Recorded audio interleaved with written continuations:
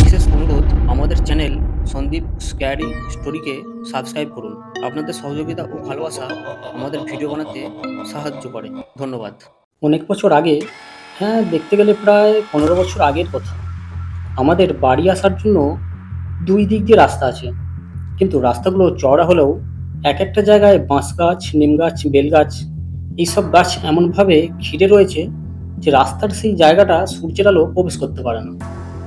অন্ধকার লাগে দিনের বেলাতেও। আসলে ওখানে ভয়ের আরও একটা কারণ হলো, আগে যেহেতু শ্মশান অনেক দূরে ছিল, তো কোনো বাচ্চা মারা গেলে ওখানে কবর দিয়ে রাখা হতো। তো আমি বরাবরই এইসব রাস্তা ছেড়ে ফাঁকা মাঠের রাস্তা দিয়েই যাই। আসলে আমি গ্রামের ছেলে, তো মনে সাহস থাকলেও ঠাকুমার কাছে বা বাড়ির বড়দের কাছে ভূতের গল্প অনেক শুনেছি। তাই নিম গাছ, বেল গাছ এইসব গাছে ভূত পেতনি থাকে এই একটা ধারণা হয়ে গেছিল। তো একবার সন্ধ্যাবেলাতে আমি ফেরার সময়, মাঠ দিয়ে তো আসা যাবে না, সাপের উপদ্রব, তাই ঠিক করলাম যে ওই রাস্তাটা দিয়েই যাব।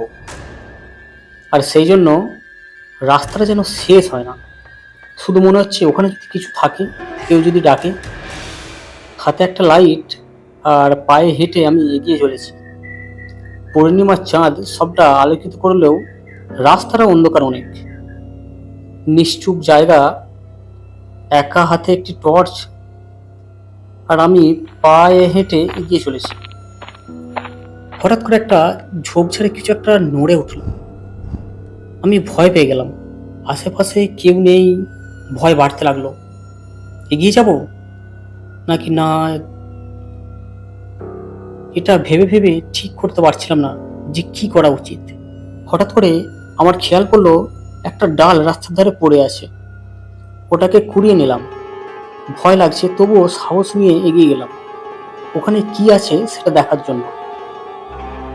হঠাৎ করে সারা শরীর কেঁপে উঠলো, শরীরের সব লোম খাড়া হয়ে গেল বিকট এক শব্দে। তারপর আস্তে করে যেন শুনতে পেলাম কেউ আমার দিকে এগিয়ে আসছে। পায়ের শব্দ শুনতে পাচ্ছি, সারা শরীর আমার কাঁপছে, যেন এক্ষুনি কিছু হয়ে যাবে। চোখ দুটো জলে ভরে এলো, যে আর মনে হয় নিজেকে বাঁচাতে পারলাম না। হঠাৎ করে জায়গাটা শান্ত হয়ে গেল। না ঝিঝি পোকার শব্দ, না বাতাসের, না হেঁটে আসার শব্দ। হঠাৎ করে জায়গাটা কুয়াশায় ভরে গেল। আমি পেছনে ঘুরে দেখি একটা মানুষ।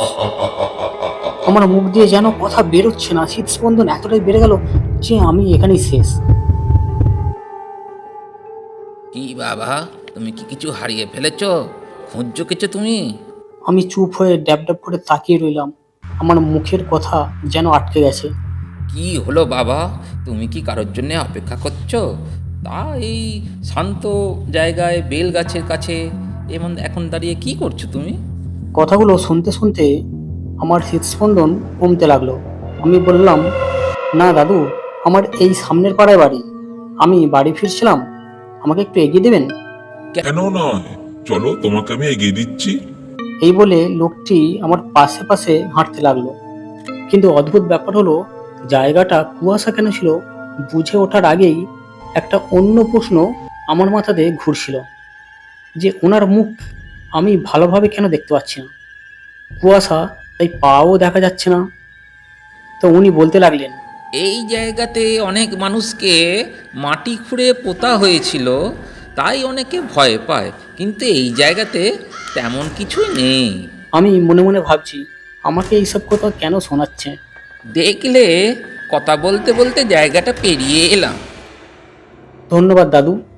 এটা বলে যেই ওনার মুখের দিকে তাকালাম, আমি যেন আকাশ থেকে বললাম, বড় গোল গোল লাল চোখ, আর মাথার উপরে দেখি একটি বড় বেলগাছ। কুয়াশা অনেকটা সরে গেছে, ওনার পা দুটো দেখা যাচ্ছে না, মনে হচ্ছে বাতাসে ভাসছে দুটো পা। আর চাদরে ঢাকা দেওয়া হাত দুটো বার করে আমার দিকে আসছে।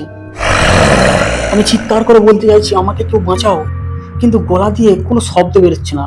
হাতগুলো যত আমার দিকে এগিয়ে আসছে, আমার গলা যেন ততই ঝরে ঝরে ব্যথা করছে, সারা শরীর ঘেমে যাচ্ছে। হৃদস্পন্দন এতটাই বেড়ে গেছে যে আমি চেয়ে থাকতে পারছি না। ওই বড় লাল চোখ দুটো আমাকে যেন গিলতে আসছে, হাত দুটো যেন আমার গলা টিপতে আসছে। আমি আর কিছু বুঝে ওঠার আগেই এরপর চোখ খুলে দেখলাম আমি বিছানায় শুয়ে। কিছু চেনা জানা মানুষ আমাকে ওখানে অজ্ঞান অবস্থায় পড়ে থাকতে দেখে বাড়িতে দিয়ে যায়। সারা রাত আমি চোখ খুলিনি। আমাকে সকালে জিজ্ঞাসা করে যে কি হয়েছিল। আমি সমস্ত ঘটনা সকলকে বলার পর ওখানে অনেক পূজা পাঠ করে মানুষ যাতে ভয়ের কবলে না পড়ে, মানুষ যাতে ভূতের কবলে না পড়ে, তার জন্য ওখানে গিয়ে কবরে রাখা সকল আত্মাকে গোয়াতে গিয়ে উদ্ধার করা হয়। শুনলেন আজকের গল্প বাঁশবাগানে কবর দেওয়া লাশ। এইরকম আরও গল্প শুনতে আজই সাবস্ক্রাইব করুন আমাদের চ্যানেল সন্দীপ স্ক্যারি স্টোরি। আজকের গল্পটি ভালো লাগলে অবশ্যই লাইক ও শেয়ার করবেন, অবশ্যই চ্যানেলটি সাবস্ক্রাইব করবেন। আর যদি কেউ গল্প পাঠাতে চান অবশ্যই যোগাযোগ করুন। আমি সন্দীপ গল্পটি পাঠ করে শোনাবো। দেখা হচ্ছে পরের শনিবার। চ্যানেলটি সাবস্ক্রাইব করে রাখুন।